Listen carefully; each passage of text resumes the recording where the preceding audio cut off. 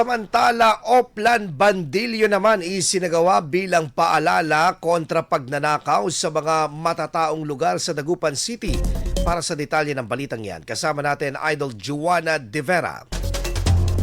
104.7 IFM. Report!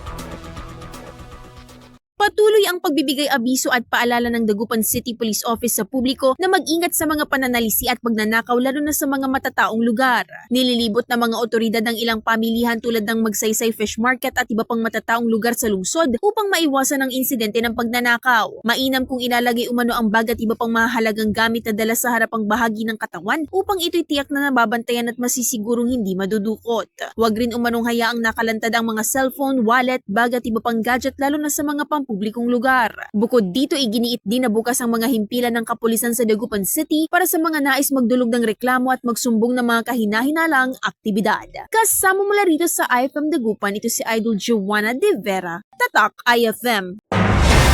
IFM News. IFM News. IFM News.